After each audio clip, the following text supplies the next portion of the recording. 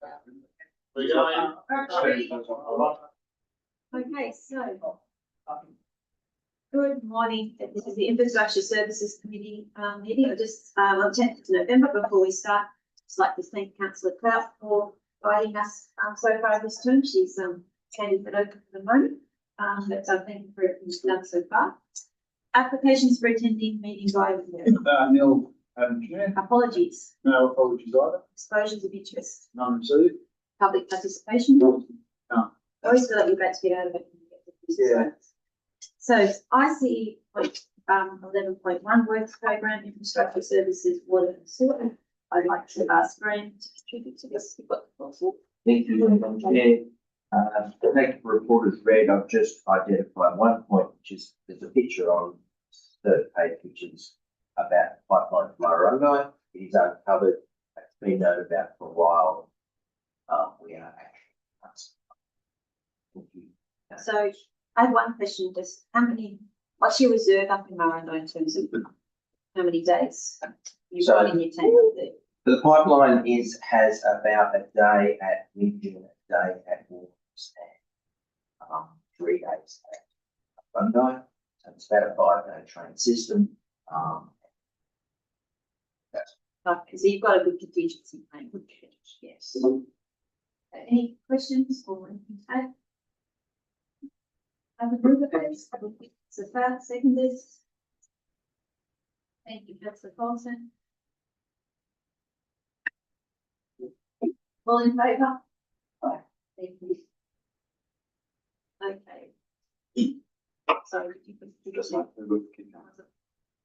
Okay, so ICE point 11.2, infrastructure services works delivery. So I'll ask Ralph to speak to that, please. Thank you, Madam Chair. So, assume that the report's been read, we are ahead in our maintenance and capital programs for this financial year. And if you will note in the report, we have also done some post-ground prep works, and we are going to go on with RMTC works in towards the Casilla side. There's also the grading program attached for your reference. Happy to take any questions. Are there any questions?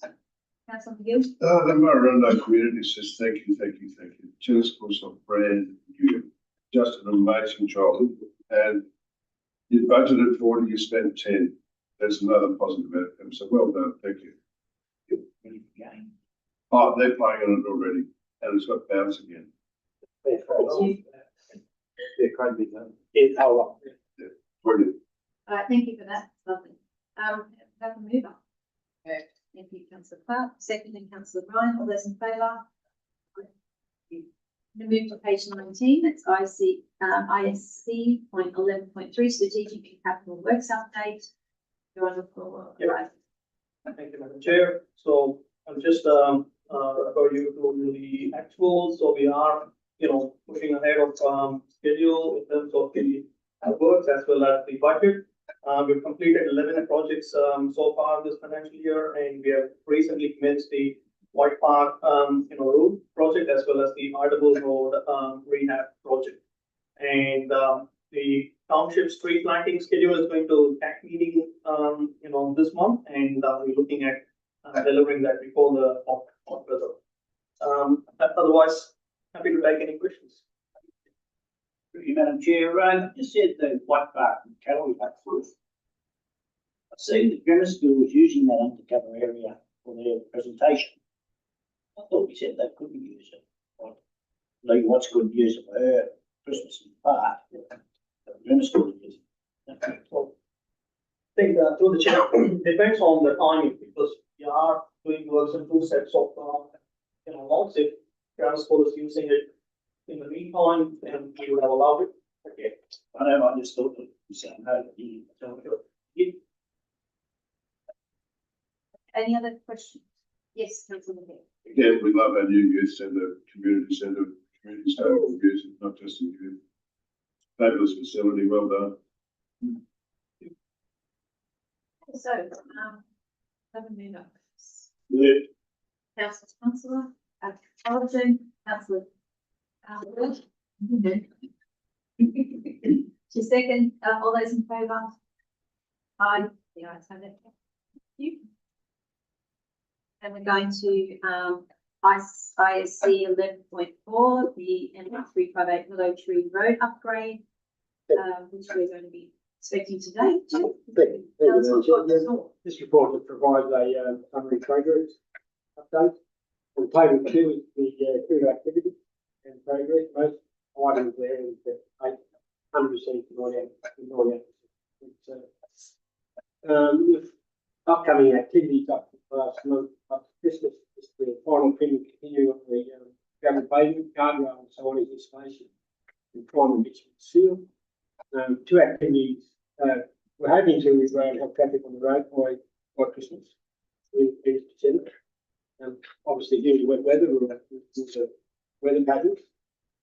2, we've still got some approach rehabilitation, heavy patching works to do on Main Road 358 up to the job site. And we decided to do, following a road safety audit, we decided to replace a pipe coal at chain 00 right next to the start of the job. So, why that out? So, let's say a picture saves 1,000 words, slightly saves. We'll probably have 10,000 questions. Yeah, I'll be looking forward to it. Sorry, Madam Chair, if I can just jump in. Jeff, some of the councillors received correspondence from residents along the road over the weekend.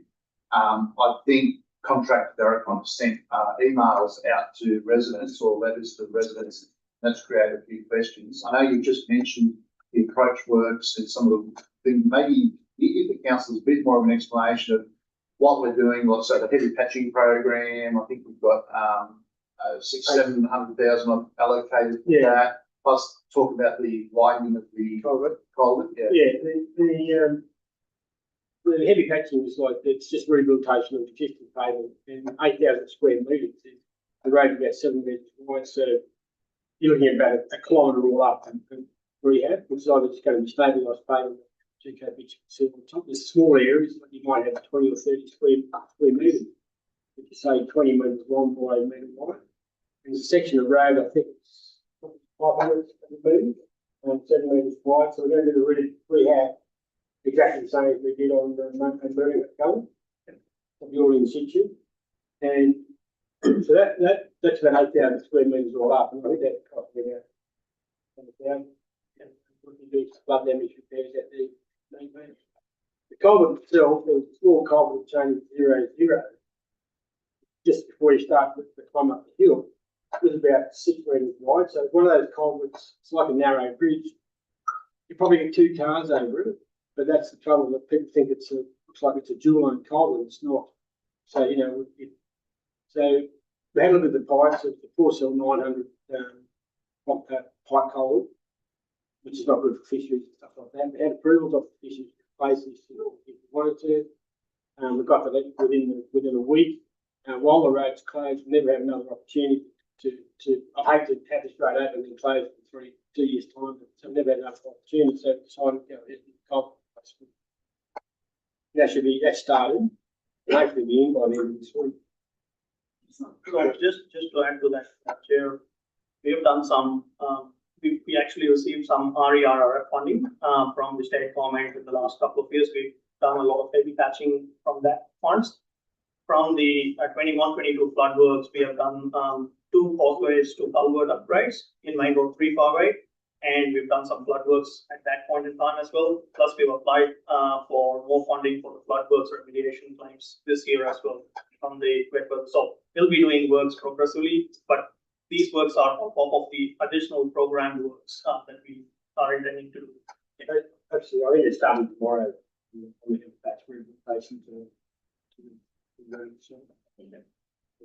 and the other side, the Whitfield Plains, they're probably with the top 3K. Very common.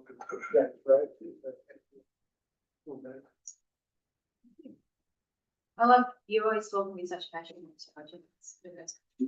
If you're passionately hoping to. Well, hoping people from Merriwell, I think we said that, people from Merriwell go to Tamworth to pick up the Christmas presents this year. So, okay, thank you so much. Just to jump into it. I recently went out to Blackpool, certainly Liverpool Plains have resurfaced a lot of stuff up to that, the Blackpool intersection, but I don't know what's happened further on. The correspondence we received from the resident, one of the issues was, is it going to be B double road or is it restricted weight? And certainly she listed a lot of areas outside of people's properties, basically, where the road's degraded. How much of that gets addressed, or does everyone know what the content was? Yeah, so the scope's up to 8,000. We had another scope, no, bit up there. We're both scope, council scope the works and Derek actually scope do the works. So 8,000 square, which is equivalent to 1.2 k's of road. Spread over. Full width, reconstruction. So So will we see some of that today, Jeff? Will you be able- tomorrow. Yeah, but have we? Oh, yeah, yeah, So- yeah. So as we drive out there today, As we drive we'll out, see the patches that are marked. and They will fall ready for the contractor to come in this week, so that'll give you an indication of what's in. If you see if you see a failure on the road that's not marked, we can assume it's outside of the scope, and hopefully there's not too many of them. It's not a full reconstruction of the 25 k's road though, you need to be clear that just fixing up the brakes, and it is going to be B double roof. it's definitely, yeah, it's boot up around, Yeah, it's so- boot up around now, look, boot up around up to forever. Yeah. Okay.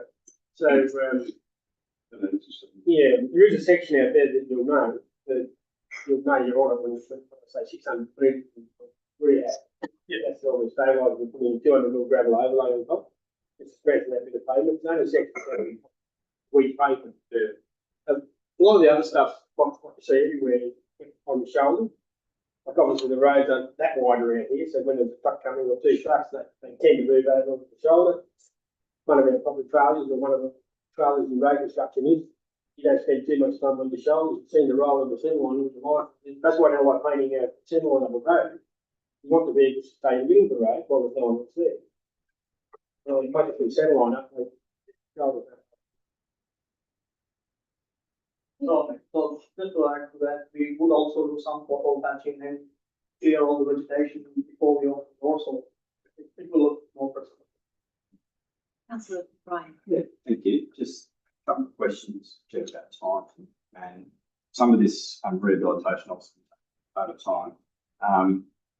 I just wanted to, well, personally, obviously, the people, the expectation would be that these works can happen at any time. It's a good example. The Bunham Road, you know, obviously there was extensive work done there. The road was open. The suggestion's been, there's all this work to be done and the road won't be open for another 2 or 3 months until all that's completed. But the case is, this work will happen. Well, I want to say, ask the question, will the work be done, the road be open and then the work be done irrespective of that? We want to get this section, the 8,000 square metres of scope now, we want to get that done there because there's a bit of time, we're not going to bitumen seal the road up here till, I think it's 19th November, which is what, another week and a bit, so the causeway is being replaced down at the bottom, it'll take at least 21 days to, or a month, I guess, until we can get traffic back out, so we're going to sidetrack here, so the concrete's got to cure. Takes 28 days to reach the strength, and we're not going to put vehicles over that. So that's why it's the 18th December that we.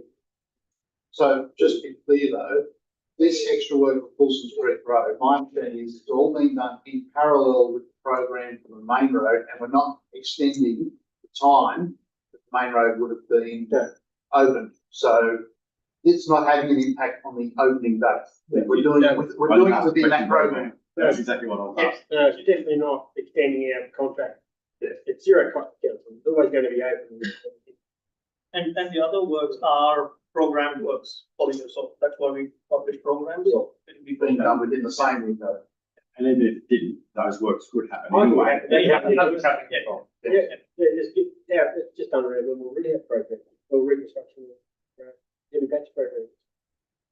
I mean, technically it'll be done under traffic control anyway, because it's open traffic through to the job site. So it's just less traffic to control. So.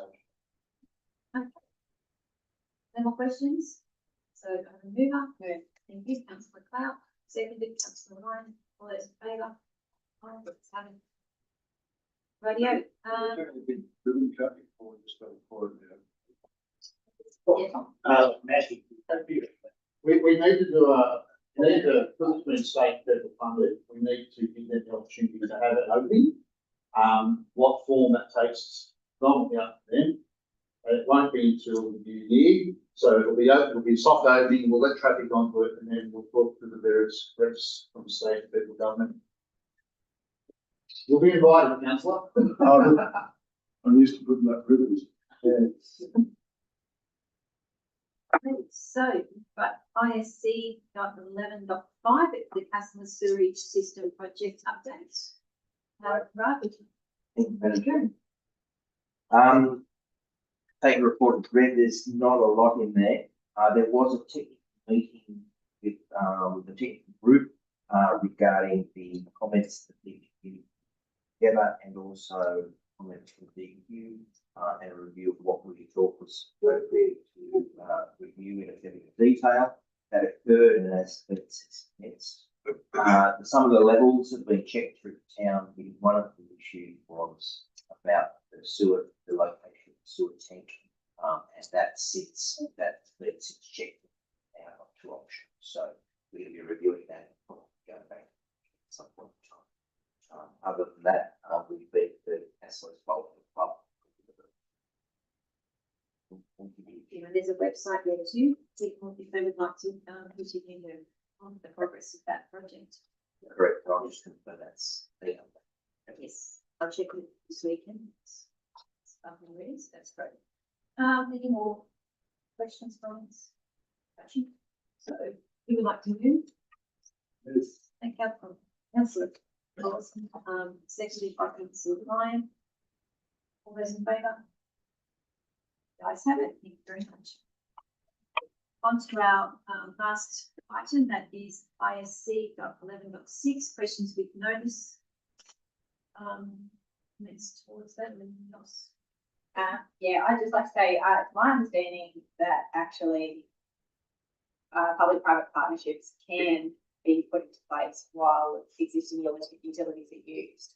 So the assumption is that it would be such a problem to begin a PPP while we still need to use the current sewage plant. But if that's, if in other places it can be used, a new one built while the old ones are used and then switched over, I think that this has to at least be something we investigate, because a little bit more thoroughly than just this, because we need to do something, right? The town can't grow while we've got massive issues with the water and sewage, and yeah, we're not going to get grant funding that easy. So I think it needs to be something we at least investigate very seriously. We're not saying it can't be done. Technically, physically, it can be done. Commercially, it's very unlikely that a public-private partnership is established with older assets. The typical methodology is that a developer partners with the council typically owns the land, the developer provides the infrastructure, and jointly they form a joint venture or public-private partnership to manage those assets going forward. Happy to continue to investigate. We've got a couple of investigations going on now, which I'll probably provide council with more information in a month's time. So it's not out of the realm, but it's just less likely. So I'd also counsel that the PPPs are not working in the health area. Northern Beaches Council is actually pulling that one apart.